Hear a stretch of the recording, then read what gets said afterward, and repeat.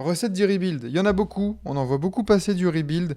Mais peu, je trouve que peu ont du succès. Et du coup, je me suis dit, on pouvait se pencher sur un peu les recettes du rebuild. Pourquoi? Qu'est-ce qui fait qu'un rebuild va avoir du succès? Qu'est-ce qui fait qu'un rebuild va marcher? Et qu'est-ce qu'il faut faire? Est-ce qu'il faut forcément passer par une multitude de pics de draft pour toi? Alors, pour moi, déjà, il faut tout péter. Faut pas avoir peur. Non, mais c'est vrai, on a vu des GM, il y a les petits bras et tout. Euh, il faut pas avoir peur de tout péter, même de bouger tes gars qui sont censés être établis, d'aller vraiment chercher une toute nouvelle dynamique, une nouvelle mentalité et de tout dézinguer. Un bon GM, je pense que ça paraît être le truc le plus logique. Un gars intelligent qui va chercher les joueurs, évidemment. Et puis, qu'est-ce que j'allais dire? De la patience et du temps. Ouais, ouais. Vous avez entendu les Bulls et les Raptors là? Hein? Tout péter et bon GM. Voilà. Exactement. Deux choses à avoir. Et, euh, et du coup, ouais, bah, c'est aussi ce qui fait le problème de ces équipes-là. Il y a eu énormément d'équipes qui n'ont pas su non plus rebuild et qui n'ont pas su, comme tu as dit, euh, trouver le bon moment pour appuyer sur ce bouton rouge. Tu sais, trop tard ou pas assez, enfin, ou trop tard ou trop tôt. Genre, tu vois, je pense typiquement, les Wizards, ils ont loupé une occasion merveilleuse de choper un putain de pic de draft l'année dernière, en fait. Euh, Football. voilà, exactement. Ouais, du coup, de savoir quand le faire, les Wizards, c'est terrible. Quel autre exemple on peut... Bah, les Raptors. Oui. Actuellement, là, les Raptors, Bah, ils ont combien de saisons de retard, là, dans leur rebuild? Deux? là, ils ont perdu 2 saisons, Ouais. de sûr. Celle-là et la saison dernière, on est d'accord là-dessus? Ouais, de ouf. Parce que déjà, laisser partir Van Vliet sans rien, enfin pour rien, là tu risques de perdre Siakam pour rien, OG Anunoby pour rien. Et Masai Ujiri, on souffle, hein. Enfin, on Euh, souffle fort. Ouais, mais tu vois, Etienne, il met OKC, ça a mis 5 ans. Mais parce que Ouais. OKC, ils ont accueilli aussi la balle de pick de draft. Et du coup, ils étaient un peu tranquilles. Ils ont transféré Westbrook et Paul George. Genre, c'est solide, tu vois, comme intersaison, hein. Non, non, c'est clair. Les Raptors, là, ils sont dans aucune capacité de demander autant de picks de draft pour leurs joueurs majeurs. Siakam, il est en fin de contrat. Les gens, ils vont te donner deux first picks et encore, et point barre, hein. Ça va pas Ouais, être. alors qu'à l'époque, il y avait une grosse value, surtout autour d'Anunoby. Après, peut-être qu'ils vont le re-signer, mais je comprends pas vraiment l'intérêt. Bah ouais, est-ce que vraiment. Et puis en plus, après, est-ce que ton projet, tu le centres autour de Scotty Barnes? Oui, a priori, le prochain projet, ou en tout cas le prochain chapitre de Toronto, ça sera autour de Scotty Bah Barnes. ouais. Euh, mais le truc, c'est est-ce qu'il peut vraiment répondre à ces attentes-là? On a eu beaucoup de bien et beaucoup de négatifs aussi du côté du joueur. Mais Toronto attend beaucoup trop.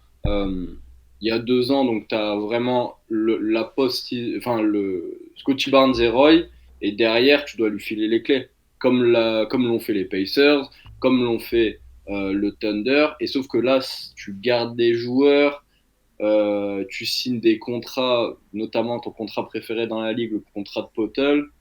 Euh, Yes. Après, tu vas me faire des essais sur un jeu small ball qui va être articulé par Nurse un peu bizarrement, où le joueur le plus grand, je crois que c'est Chris Boucher, et Bah, Precious Achiuwa. c'était une punchline, hein, de dire que Toronto, t'as des line-up de 6-9 et puis point barre, quoi, tu vois. Hmm. Scottie Barnes, je pense pas qu'ils peuvent le lâcher, hein, Toronto, hein. Très clairement. Non, c'est lui le centre du projet. Après, maintenant, faut l'entourer. Et il faut l'entourer avec des bons pics de draft aussi. Il faut avoir du nez à la draft. C'est aussi ça le truc, tu vois. Genre, euh, Boston, Oui. le move qu'ils font de trade down avec Philly pour prendre Tatum en 3 et laisser le first pick à Philly pour prendre Markel Fultz, ça, c'est du nez, ça, Danny Ainge.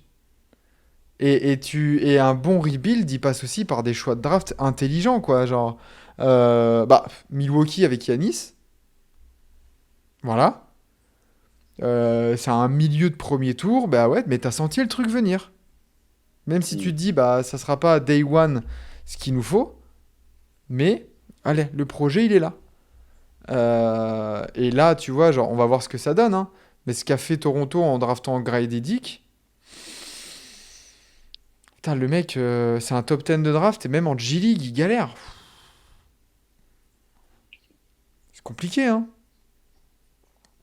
Et tu vois, voilà, on parle de Danny Ainge. Il est à Utah en ce moment. Et là, rebuild aussi. Mais attention, Utah, à savoir justement quand appuyer sur ce bouton rouge.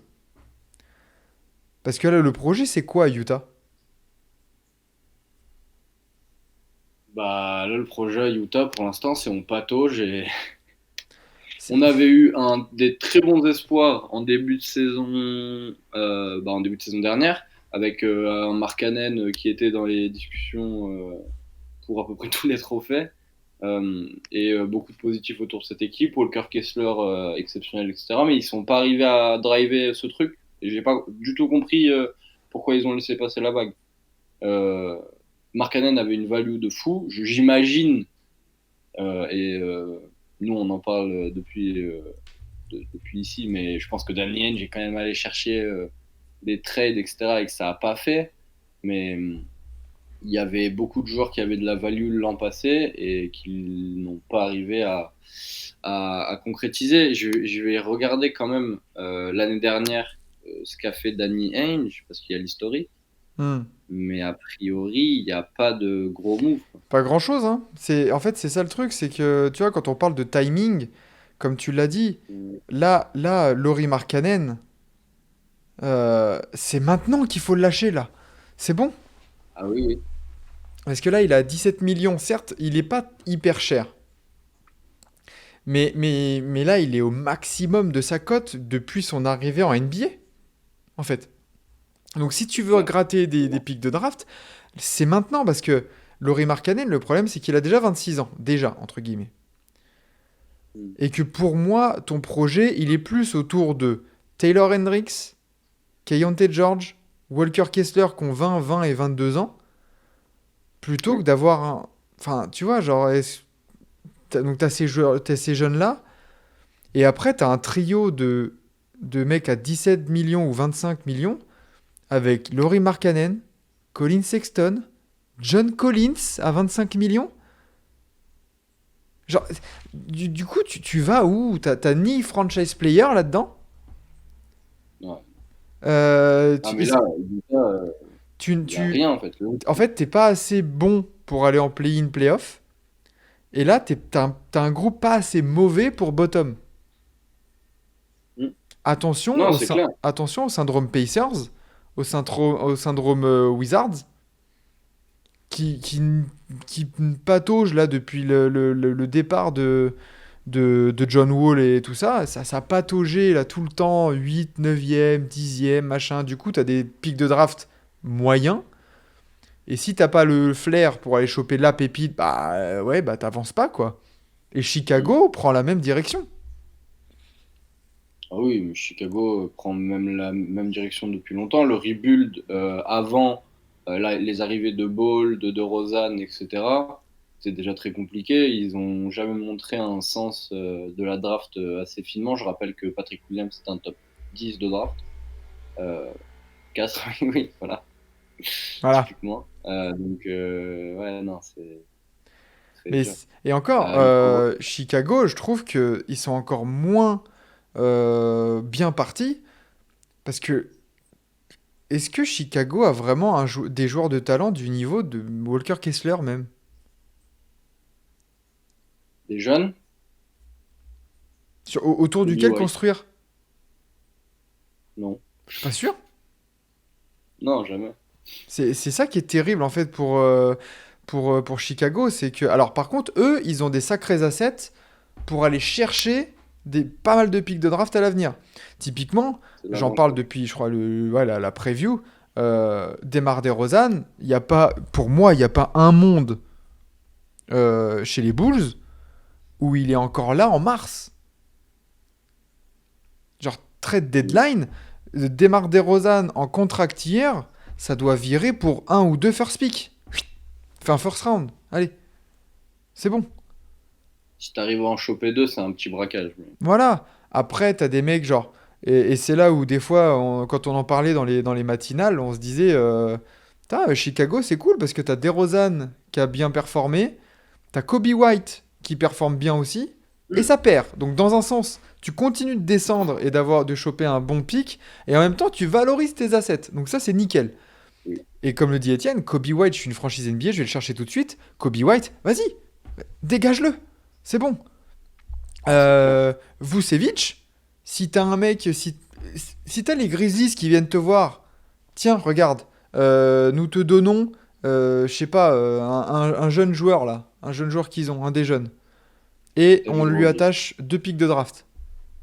Allez, vas-y, ciao, Vooch, allez, ça dégage. Charmant pote. Voilà, et tu gardes que des jeunes. Au pire, tu fais le pari avec Patrick Williams.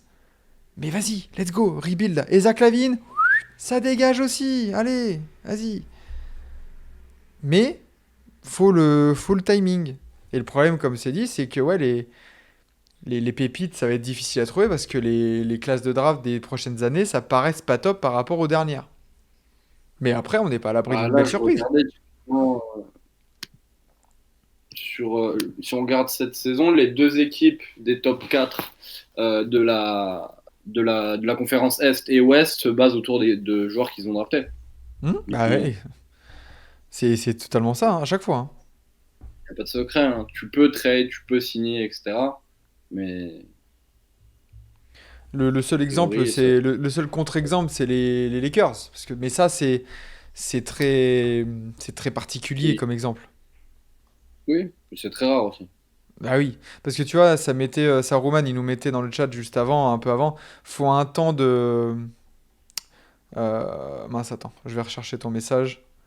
Euh, Voilà, faut un temps, voire plusieurs temps d'avance. Exemple, les Lakers, AD et LeBron, si t'es pas déjà en train de préparer leur suite, t'es dans la merde.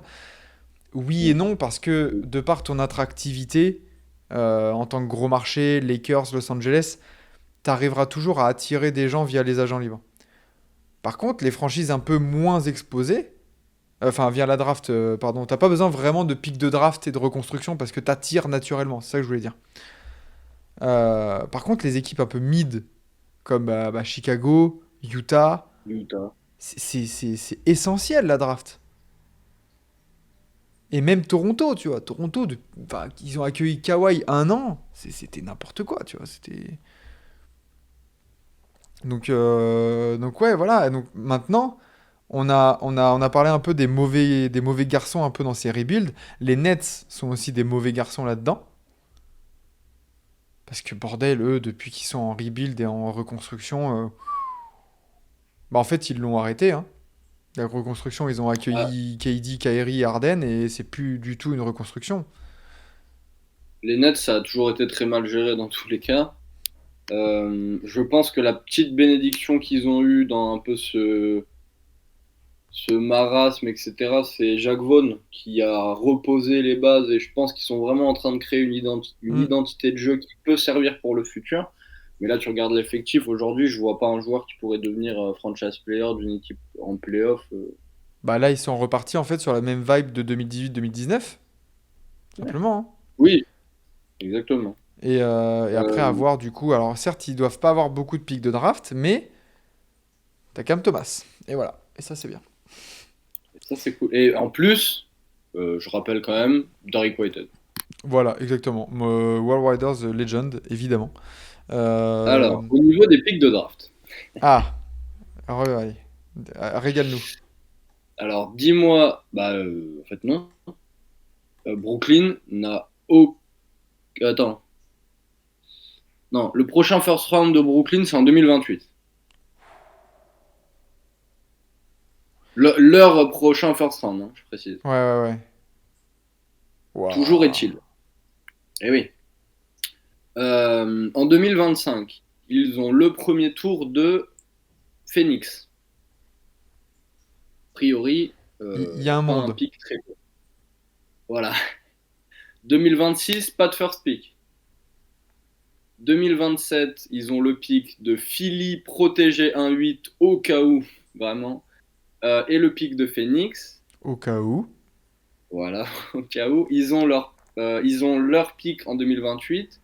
Et après, en 2029, ils ont leur pick, celui de Dallas et celui de Phoenix. Ouais. Ça fait pas rêver, Ouais, ça cette fait histoire. clairement pas rêver, mais en même temps, est-ce que t'es pas tout mal non plus là en termes de... Ah non, je voulais pas mettre les Suns, je voulais mettre les Nets. Parce que les Nets, t'as pas mal de jeunes joueurs, mine de rien, dedans, non? T'as énormément de jeunes joueurs. Là, t'as Derrick, t'as Cam Thomas, t'as Deron Sharp qui a que 22 ans. Après, ouais, t'as Ben Simmons, Cam Johnson et Michael Bridges qui ont 27 ans. À voir ce que va donner Ben Simmons, que la santé le laisse tranquille. Nick Claxton qui a que 24 ans. Mm. À voir. À voir. Ça risque quand même d'être compliqué et je pense que. Ouais. Eux aussi, la question va se poser. Eux aussi, Ah ça bah, va ça se va se poser. poser fort. Est-ce que dès cette année, ils vont laisser partir les mecs un peu plus vieux, typiquement pardon, Dorian Finney-Smith, Spencer Dinwiddie, les éternels fidèles, Ouais. ou est-ce qu'ils vont continuer avec ce groupe? Là aujourd'hui, ils sont mid. C'est quoi? Huitième de la conférence Est. Ça va aller jouer les places de play-in et ça perdra au premier tour. Mais bon, à quoi bon, quoi, surtout.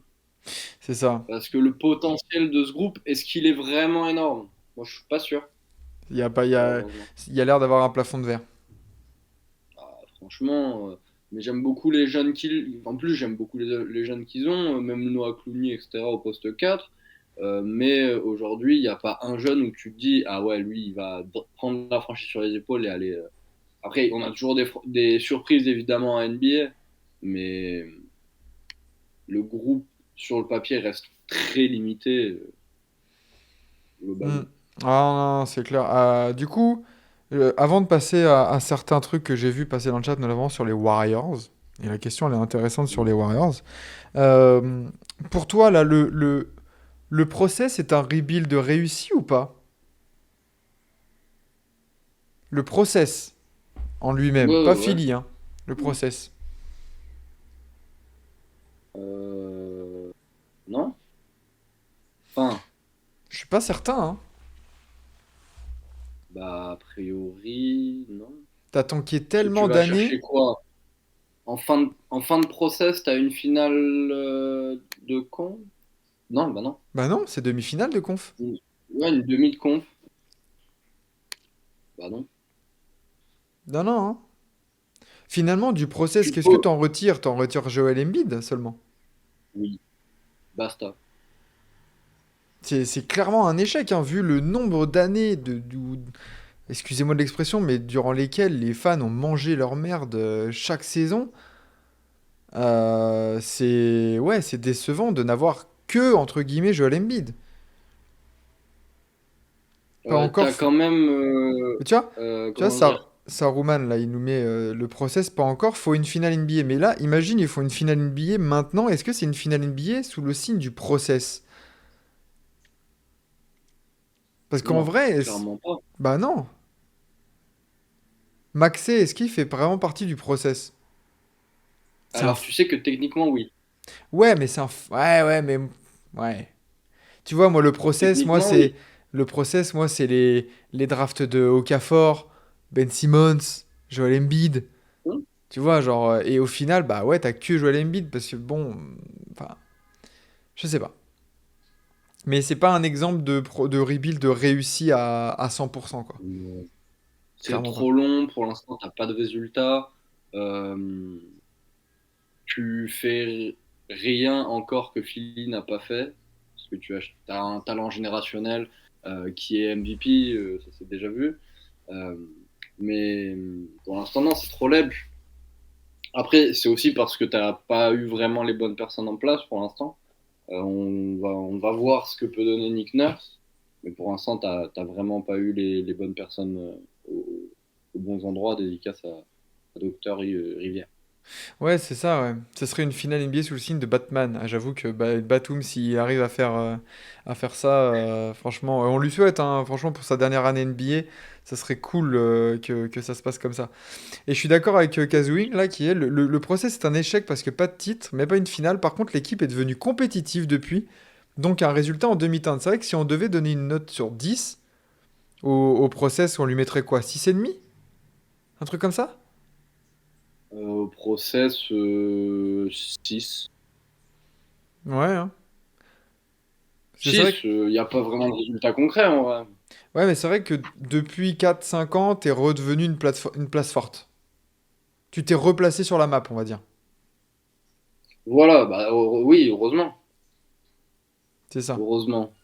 Parce que, attends, je veux voir combien de temps elle a duré la période de disette concrètement. Ah bah... Mais assez longtemps quand même. Ouais, non, c'est clair. Mais qu'est-ce qu'on en pense aussi du fait, dans un rebuild, là, le rôle du coach là-dedans?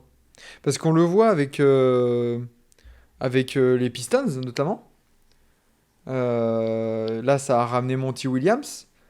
Le rebuild des Pistons, est-ce que vous êtes confiant sur ce rebuild? Est-ce qu'il y a assez de talent? Est-ce que vous sentez que, ou alors au contraire, un peu, ça va prendre un peu peut-être le chemin du process en mode on a vraiment un talent générationnel en la personne de Kate Cunningham. Et après, on verra. Pour le coup, je pense que enfin, le coach dans un rebuild a vraiment un rôle au-delà du coaching en match de développement. Euh, et c'est là que tous les coachs adjoints, tous les coachs, les assistants, les machins, sont encore plus mis en avant. C'est sur ce côté développement des jeunes qui vont arriver. Euh, je pense là évidemment à Steve Kerr ou au premier coach de Curry chez Warriors, dont j'ai complètement oublié le nom. Hmm. Mais typiquement, c'est très important, un coach de développement et pas un coach de performance dans ce type de rebuild. C'est pour ça que je dis que, notamment, que Jacques Vaughn aux Pacers, aux Nets, c'est une très bonne chose. Pareil pour Monty? Carlisle Ah non, aux Carlisle. Pacers, etc. C'est des vraies bénédictions pour ces équipes. Ah, mais je suis d'accord, c'est pour ça que pour moi, pas de panique du côté des Pistons. Alors certes, c'est très laid ce qu'on voit Mm. cette saison, mais n'oubliez pas que Monty Williams, s'il a signé sur 7 ans aussi cher, il y a un projet long terme là-dedans. C'est clair. Donc voilà. Là, c'est un gros laboratoire, tranquille. Revenons sur ce qui nous a été proposé un peu comme question. C'est la question des Warriors. Mhm.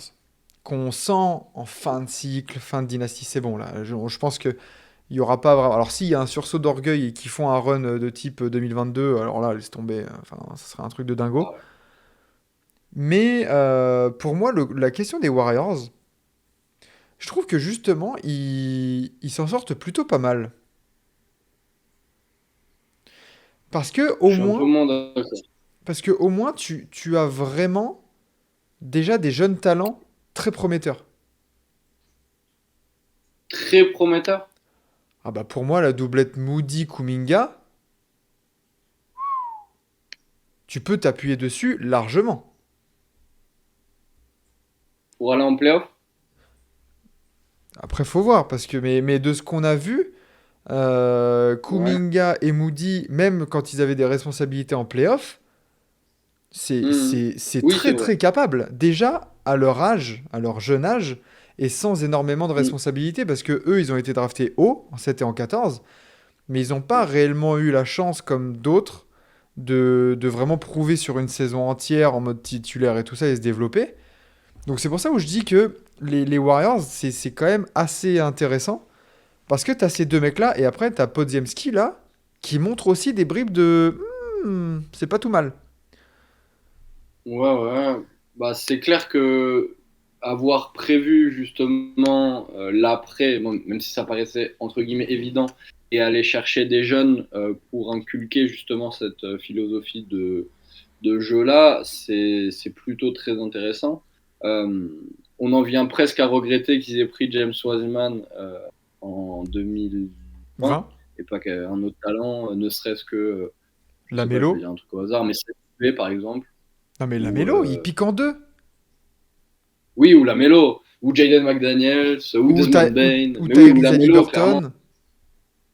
ou Tyrese, ouais, c'est clair. Mais, du coup, assez intelligent. Mais après, on va voir en termes de timing quand ils vont donner les clés, quand ils vont passer le flambeau. C'est aussi quelque chose qui est important euh, de pas, comment dire, de pas donner le flambeau trop tard ou d'attendre qu'il y ait un mec qui pète un câble pour Bah, passer le. déjà, Kuminga a montré des signes de frustration l'année dernière. Et ouais, tu vois. Et pour moi, tu vois, on en parlait, je crois, ce matin ou hier matin dans la Mhm. matinale. Euh, là, dans la situation actuelle des Warriors, c'est le moment, je pense, idéal aujourd'hui, jeudi 14 décembre. Ton 5 majeur, il va pas bien. Klay Thompson, il est à l'envers. Draymond Green, il va être suspendu, on sait pas quand. Enfin, on sait pas combien de temps. Est-ce que c'est pas le bon moment là? Ça y est, Steve Kerr, mets-nous une line-up 5 majeurs. Curry, Moody, Wiggins, Kuminga, Looney. Let's go! Let's go. Ah ouais, pitié. Parce que Moody, en plus, il a un sacré bras. Donc, tu gardes ton shooter sur ton poste 2. Il défend plutôt pas mal sur l'homme en plus.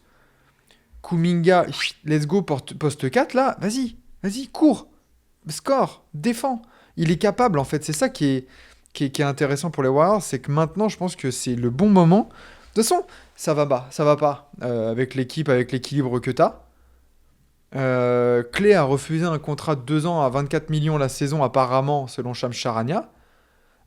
Green, il vient de prolonger, mais t'as vu les problèmes et tout ça, donc ça se trouve, qu'est-ce que tu vas en faire de Draymond? Après, Draymond, le problème, c'est qu'il est genre à 20-25 millions la saison. Qui va en vouloir? Jusqu'en 2027. Voilà, c'est que c'est ça le truc.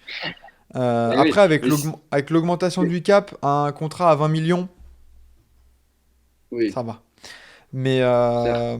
mais et tu vois, je pense que c'est ouais, le bon moment pour ces Warriors-là d'installer ces jeunes-là dans le 5 majeur et au moins de voir ce que ça donne. Je sais pas, moi, jusqu'à je sais pas, début février ou vas-y, mets-nous 10 matchs là de ces mecs-là dans le 5 majeur et on voit ce qui se passe. Voilà. Ouais, mais il y a même, tu vois, Trey Jackson Davis qui est très intéressant. Ousmane Garouba, pourquoi pas, Pitié, qui pourrait faire quelque chose en NBA. Il y a quelque chose. Après, le truc, et c'est exactement le cas avec le contrat de Draymond Green. Moi, j'ai un peu de mal dans les rebuilds avec ce truc de reconnaissance. Euh, de, on va signer un contrat par reconnaissance, même si t'as plus le niveau, tu vois. Ah oui. Et je trouve que ça handicape un peu le rebuild. Même si, enfin, éthiquement parlant, c'est très juste et ça fait évidemment sens. Je suis pas sûr que bah, typiquement le contrat de Draymond de là soit la meilleure des solutions. Non, non, c'est clair. Est-ce que Steve Kerr, pareil, il a un problème avec les jeunes? Je sais pas. Je sais pas, est-ce que c'est de la frilosité aussi de les lancer? Est-ce que c'est, comme tu dis, un peu une sorte de reconnaissance en mode, tu sais, c'est la dernière danse, alors allez, on va jusqu'au bout avec ce groupe-là et ce 5 Mm. majeur-là? Je sais pas, mais je pense que maintenant, c'est le bon moment pour essayer de changer quelque chose. T'as un Steph Curry qui est encore à 29 points de moyenne, on en parlait là, en tout début d'émission sur les trophées MVP et tout ça. Steph Curry, Ouais. il est encore dans son prime, entre guillemets. Tu peux pas le gâcher. Tu peux pas le gâcher avec des joueurs qui, là, tu vois, le dernier match, Wiggins, il te met que 3 points. Clay, il t'en met 7. Genre, C'est terrible, tu Non, vois. mais oui, typiquement. Et d'ailleurs, les Warriors ont bien senti le timing parce que il y a eu une des grosses décisions de l'été, un des gros feuilletons de l'été, c'est la fin de l'ère Bob Myers Oui. chez les Warriors et l'arrivée de Mike Dunleavy pour une nouvelle ère. Pour l'instant, la nouvelle ère, ça a été signé Chris Paul euh, et prolongé Draymond. On verra les prochaines décisions, mais ça va être intéressant de suivre ça. Je pense pas qu'ils arrivent encore à garder le cap très longtemps par rapport aux grosses écuries de l'Ouest. Mais s'ils le font, ce sera très fort. Mais ça va être intéressant. Même qui va remplacer Steve Kerr, etc. Est-ce qu'il va rester? Bah pour moi, Voilà. au cas où, enfin, pareil. L'idéal, ça serait qu'à la fin de saison prochaine, merci Steve Kerr, au revoir, merci pour tout. Kenny, Kenny, ça fait 2 ans que t'es assistant, allez viens. Tu sais bosser, Kenny, tu parles un peu français maintenant? voilà, tu parles un peu français, tu sais bosser avec les jeunes, t'as une philosophie de jeu et t'as un jeu quand même assez plaisant. Est-ce que ça te dit de gérer les dernières années de l'ère Stephen Curry avec ces jeunes-là, là? Que tu connais déjà? Pour moi, le remplaçant, il est tout trouvé aux Warriors, en fait, hein. Il y a un autre profil après. Il a un autre profil, mais justement, est-ce que c'est pas ça qui est intéressant pour ce Non, groupe? je dis, il y a Ah! un autre profil Oh, tu veux qui, toi? qui a connu des très grands joueurs, qui a connu Tony Parker, qui a connu Boris Dio, et qui pourrait peut-être après les JO rendre son tablier à l'équipe de France, c'est Vincent Collet. C'est vrai que Vincent est collé aux Warriors pour une reconstruction. Est-ce qu'on ne vit pas que pour Et ça, oui, finalement? franchement, après ça, je pense on peut mourir tranquille. C'est ça. Ça, Roman, il dit Chris Paul, je sais pas combien il est marge, mais en sixième homme, c'est loin d'être bête. Non, c'est pas bête du tout. Ben C'était pas oui, bête bien du tout, sûr. hein. Il est marge là, bah, il est à, alors, le contrat est à 30 millions de la saison, mais de garantie, il n'y en a que 15. La saison prochaine, il n'est pas garanti le Non, contrat. non, il est bien. Donc, oh, 2 minutes de réclame. Ah bah dis donc, il y a de la pub. Yes. Voilà, un peu d'argent, un peu de moula. Merci et abonnez-vous si vous voulez pas de pub. Voilà. Et merci du Non, mais soutien si vous t'imagines, restez. en vrai, on dit toujours le même truc, mais t'es un jeune genre Podziemski, tu sors un peu de nulle part parce que c'est vrai qu'il sort un peu de nulle part.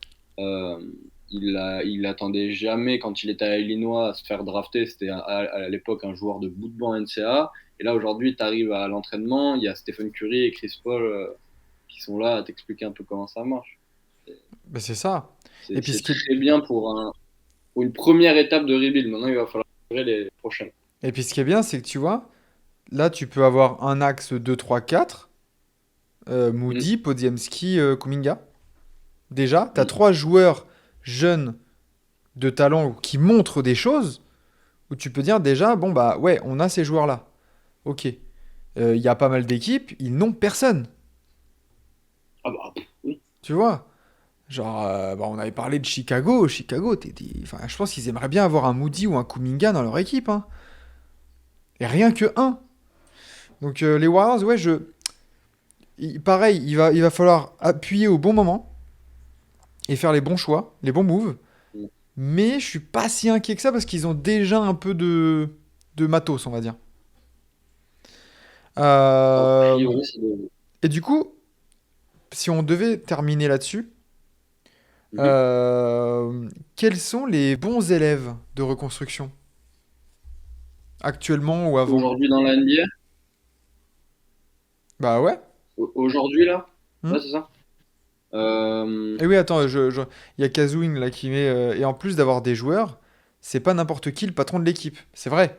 En plus, t'as un leader qui sait partager la gonfle et qui sait intégrer des gens. Donc ça c'est pareil, c'est super intéressant, c'est vrai. Donc du coup, les bons de élèves. ouf. Milwaukee, Middleton, Yanis. Middleton, Yanis, t'as Middleton, une star en Jabari Parker. Middleton, c'est pas drafté, mais c'est récupéré par trade à Détroit assez tôt. Donc ouais. C'est de la post-formation là. Ouais, voilà. Non, mais même, tu vois, t'as Jabari Parker qui est dans les pattes de Yanis, t'hésites pas à le péter. Moi, ça me plaît bien en termes de reconstruction. Yanis, tu lui donnes du temps de jeu très vite, même quand il est pas performant. Tu vois, sur ses premières saisons, Je crois que même quand il est à 9 points, il a énormément de minutes. Hmm. Ouais, donc oui, oui, voilà, exactement. Donc c'est ça. Euh, donc ouais, je dirais le très bon élève pour moi, bah, c'est plutôt Milwaukee là aujourd'hui, quand tu regardes, parce que derrière, il y a toujours des choses à dire. Les Celtics, les Nuggets. Les Nuggets, c'est une belle reconstruction parce que ça a fait plaisir, ça a fait Ouais, plaisir, ça a fait preuve de patience avec le coach, avec Mike Malone. c'est vrai. Ça a drafté, en fait, ça a même pas drafté très haut. Parmi là, le corps là, des champions, le plus haut drafté, c'est Michael Porter Jr., non? 14? Je, je pense que c'est Caldwell Pope. Oui, mais qu'ils ont drafté eux-mêmes, je veux dire. Ah, Genre oui, Jamal Murray, ouais, parce que quoi, Caldwell Pope, puis ça doit être un top 3, top 4 de draft, lui. 8. Ouais, top 8, pardon. Jamal Murray, c'est un top 7. Ok.